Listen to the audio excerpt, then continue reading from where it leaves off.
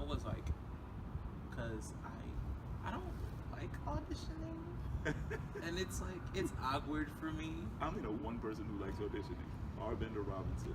He's one of the most amazing performers. He's done like 14 Broadway shows. It's ridiculous. He does like 3 a year. He's crazy, but he just loves auditioning. Continue, Like, right? like, cause it's like I don't ever know what to do with my hands, or where to look, and it's like I don't want to be that guy that like stares into their soul. Don't do that. So it's like trying to pick a spot. So how was the auditioning / callback process for Phantom? The process for Phantom. Well, before I say that, so with the auditioning process, the people who are auditioning you, they want to see a performance. Right. So they don't want you to look at them necessarily. So pick a point in the room or use the room as your stage and let them be your audience. You can look an audience member in the face while performing, you know, unless the show calls for that. The auditioning process for Phantom was intense. It was really intense, and necessarily so. The Phantom is an iconic role. Right. You know, most men want to play the role. You know, I always did. So going into the audition, the first, I'm trying to remember the whole process now. The first moment was, you know, everybody comes in together. The first call, you know, and I went in and I did the song that I had prepared. And what I've learned is people cast personality as much as they cast talent. Yeah. If they feel like they can't work with you as a human being and you have an incredible gift, they're not really going to want to work with you. Right. You know, if you have a great gift and you're pliable and formable, and your personality is through the roof, that's the person that they're going to want to work with. You know. So I went in and I did the first audition, and it went well, and I got down to the street level, and they called me and said that they wanted to continue to work with me that day, and they said that allergens. They said that they needed to get through everybody else, and then they wanted me to come back later on in that night. So I came back, and I was still with Lion King at the time, so I went back, I did the second half of the audition, and then I ran to the theater to do my show at the Minskoff. And then after a few subsequent auditions, little by little they bring in more of the creative team as they whittle it down, you know, to pick out who's going to be the last person. And then ultimately, this is still Andrew Lloyd Webber's masterpiece. This is Cameron McIntosh's production, you know. But they live in London. So my final audition, I walked into the room, and there was an entire camera crew, lights and everything, and I was like, no, wait a minute, this is theater, this isn't television or film, you know? And so after realizing that it was going to be a little bit different, I kind of looked over to the people who had been there the entire time, and they said, you know what, don't worry about it, this is, just do it as a normal audition, and I did.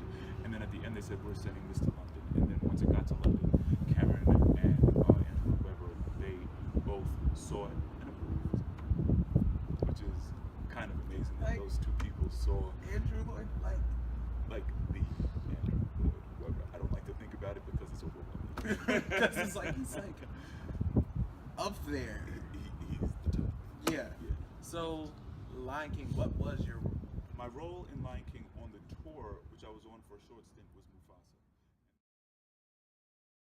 And on Broadway, I understudied Mufasa and Scar. So were you a swing, or you was just? I was an ensemble member. So I was in the ensemble, and when they needed to put me up, one of the swings would go into my ensemble role, and I would go into the lead. So how is that, having to know everything for both, and at a moment's notice, like 15 minutes before, they're like, hey. Yeah, it's happened. It's happened. It's a lot of work. It's more work than people would think it is, because since you're not doing the show every single day, sometimes I didn't do the role for months, you know, and so I would have to do the show at home to make sure that I was still on my game and still ready to do the performance. There was one Saturday that I'll never forget. I was in my ensemble costume makeup and everything at 15-minute call, and they said, Derrick, we need you to get out of that and get into Mufasa. And so, real quick, got out of it, ran upstairs to makeup, did that, ran into costume, got my costume, ran on stage, did Mufasa. Came off stage, they were like, great job, great job, great job. Tonight we need you to do Scar. So it was just like, my brain was all over the place, but it was so much fun. It's live theater, and it's living in the moment, and that's what you train for, that's what you work for, that's what you hope for, and then it happens, and boom. Right. So how was like your training initially? And what made you want to like? My training initially was in opera. I went to college for vocal music performance, and I trained in opera.